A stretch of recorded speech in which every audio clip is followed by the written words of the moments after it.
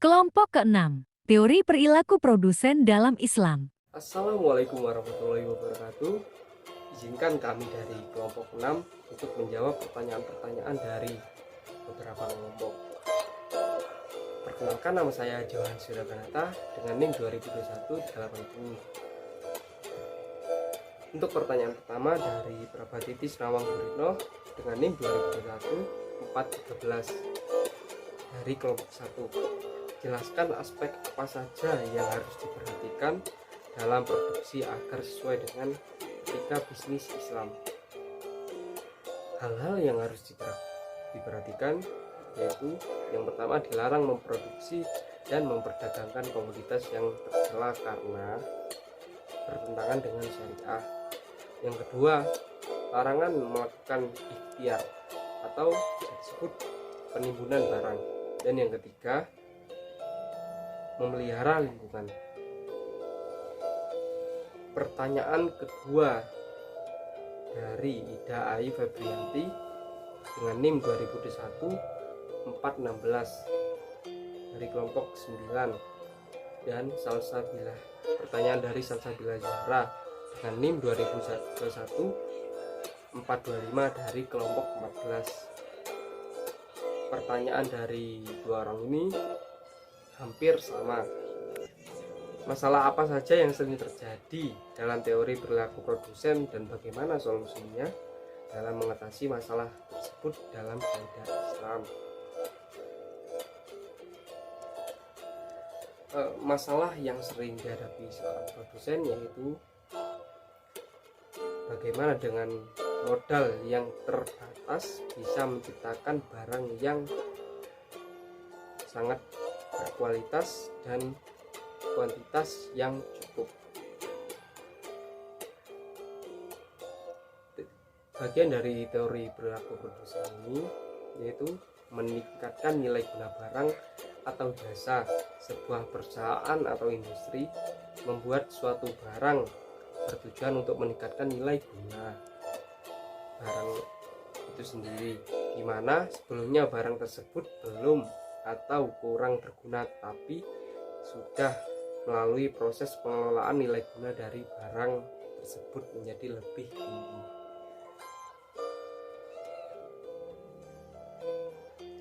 Motivasi produsen dalam berproduksi sendiri yaitu untuk mencari keuntungan sebanyak-banyaknya. Terkadang untuk mencapai keuntungan yang sebanyak-banyaknya, produsen seringkali mengabaikan segala tanggung jawab dan batasan-batasan yang telah ada dengan cara menghalalkan segala cara. Dari produsen ini untuk mengatasi masalahnya yaitu bagaimana produsen bisa mendayagunakan sumber daya yang ada agar diperoleh keuntungan yang optimal. Pertanyaan keempat yaitu dari Orlando Dwi Viano dengan NIM 2021-393 dari kelompok 4. Pertanyaannya, bagaimana konsumsi dalam Islam dan perilaku konsumen seperti apa yang sesuai dengan kaidah hukum Islam? Jadi sebelumnya mohon maaf untuk pertanyaan Orlando, itu di luar materi yang kami bahas. Materi yang kami bahas yaitu tentang perilaku produsen. Jadi tidak apa-apa, saya akan membantu menjawab pertanyaan dari Orlando. Dalam Islam, perilaku seorang konsumen hanya memikirkan hubungannya dengan Allah atau bisa disebut hablu minallah dan dengan manusia atau bisa disebut hablu minannas. Artinya, makan dan minumlah dan janganlah berlebih-lebihan. Sesungguhnya Allah tidak menyukai orang-orang yang berlebih-lebihan. Dalam ekonomi Islam, konsumsi dinilai sebagai sarana wajib yang seorang muslim tidak bisa mengabaikannya dalam merealisasikan tujuan yang dihendaki Allah dalam penciptaan manusia, yaitu merealisasikan pengabdian sepenuhnya hanya kepadanya. Mungkin ini saja yang dapat saya bantu untuk pertanyaan hari Orlando. Terima kasih. Pertanyaan selanjutnya akan dijawab oleh teman saya. Halo, perkenalkan nama saya Sabana Ismi, NIM saya 429, ingin menjawab pertanyaan dari Hani Igawartanti dengan NIM 419 dari kelompok 10. Mengapa seorang produsen harus memecahkan pertanyaan mengenai masalah ekonomi sebelum melakukan kegiatan produksi?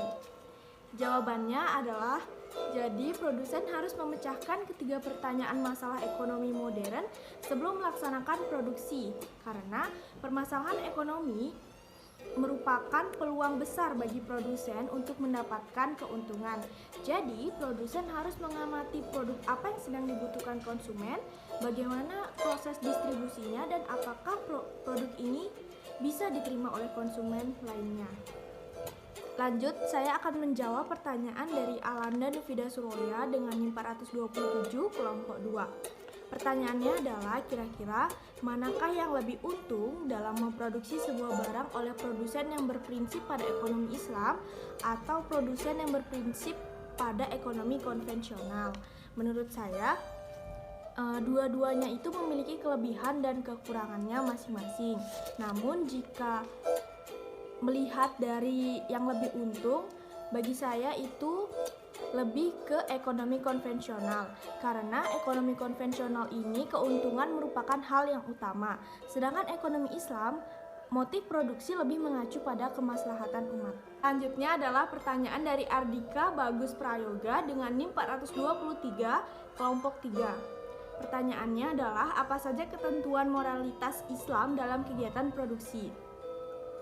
Seorang produsen muslim juga dituntut memiliki norma dan etika seorang produsen muslim, yang mana etika dan norma produsen muslim tersebut adalah, yang pertama, menghindari sifat tamak dan rakus, yang kedua, tidak melampaui batas serta tidak berbuat zalim, dan yang ketiga, harus memperhatikan apakah produk itu memberikan manfaat atau tidak, baik ataukah buruk, sesuai dengan nilai dan akhlak ataukah tidak, sesuai dengan norma dan etika ataukah tidak. Sekian dari saya, terima kasih. Saya akan menjawab pertanyaan dari Iin Abdul Rahayu. Bagaimana respon produsen untuk menghadapi permasalahan akan permintaan yang kurang atau di bawah jumlah yang seharusnya diproduksi? Dengan cara, pertama, pastikan segala proses berjalan dengan benar, tentukan standar yang dibutuhkan untuk mengelola permintaan, lakukan proses kolaboratif, bukan uji algoritma statistik yang terlalu bergantung kepada ramalan atau prediksi secara penuh. Atur standar operasional, prosedur, SOP agar mudah untuk dinilai dan dievaluasi. Selanjutnya saya akan menjawab pertanyaan dari Maila Kalisti.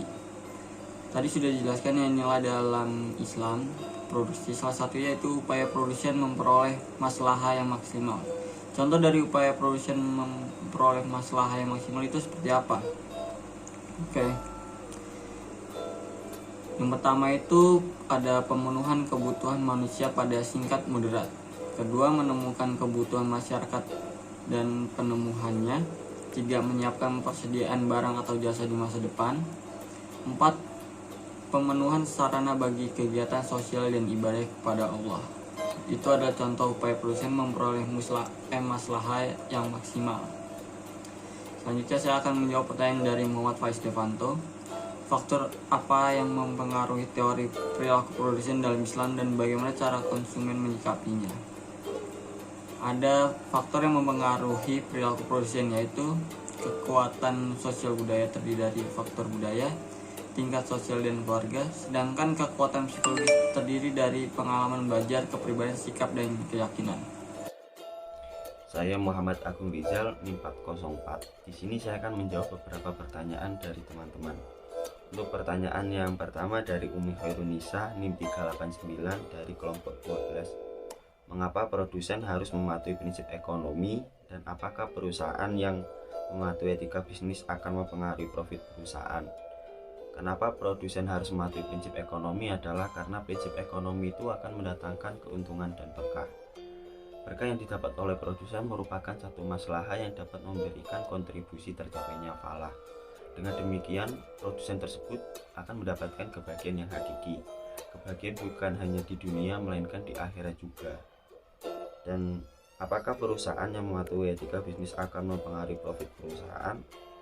Dengan mematuhi etika bisnis Islam, profit perusahaan tak akan menurun, melainkan mendapat keuntungan dan berkah. Karena dalam etika bisnis Islam itu diajarkan akhlak-akhlak untuk menjalankan bisnis sesuai dengan ajaran Islam. Untuk pertanyaan yang kedua dari Fitria Ayu Marwarni, NIM 420, kelompok 11. Strategi distribusi apa saja yang dapat digunakan oleh produsen dalam perspektif Islam untuk menyalurkan barang dagangannya? Kegiatan distribusi merupakan kegiatan penyaluran barang dari produsen ke konsumen atau dari lokasi produksi ke berbagai lokasi di mana konsumen berada. Ada beberapa aspek yang harus diperhatikan dalam distribusi. Yang pertama adalah penentuan institusi barang untuk didistribusikan. Yang kedua adalah penentuan cara penyimpanannya. Yang ketiga adalah penentuan alat-alat yang digunakan untuk mendistribusikan barang tersebut. Islam sangat mendukung kegiatan tukar-menukar barang dan dianggap sangat baik. Jadi strategi distribusi apa saja dapat digunakan, namun harus mengikuti prinsip-prinsip Islam. Prinsip-prinsip Islam yang pertama adalah larangan ikhtiar, yang kedua adalah harus mendistribusikan secara meluas, yang ketiga adalah mengambil keuntungan yang wajar, yang keempat adalah keadilan sosial. Baiklah, pertanyaan terakhir dari Muhammad Saidin, NIM 192 dari kelompok 5. Bagaimana menerapkan teori produsen dalam ekonomi Islam dan kegiatan apa yang dilakukan produsen untuk mencapai tujuannya, serta berikanlah contoh. Jawabannya adalah tidak memproduksi dan memperdagangkan barang komoditas yang tercela yang bertentangan dengan syariat Islam. Yang kedua adalah tidak melakukan kegiatan produksi yang mengarah kepada kezaliman. Terus yang ketiga adalah tidak melakukan ikhtiar. Ikhtiar itu dalam kurung seperti menimbun barang, jadi kita nggak boleh. Dan yang keempat adalah memelihara lingkungan. Dan pertanyaan, kegiatan apa yang dilakukan produsen untuk mencapai tujuannya? Kegiatan produsen untuk mencapai tujuannya adalah dengan memproduksi bahan baku dari input menjadi output dengan sebaik mungkin sesuai dengan ajaran Islam. Dan contoh penerapannya seperti yang saya sebutkan di awal. Mungkin itu saja dari kelompok kami. Apabila ada salah kata, kami mohon maaf. Wassalamualaikum warahmatullahi wabarakatuh.